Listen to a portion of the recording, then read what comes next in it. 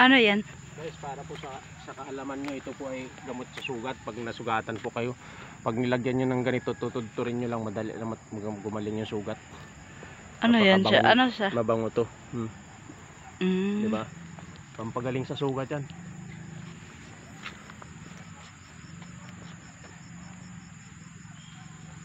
Anong damo yun, boy?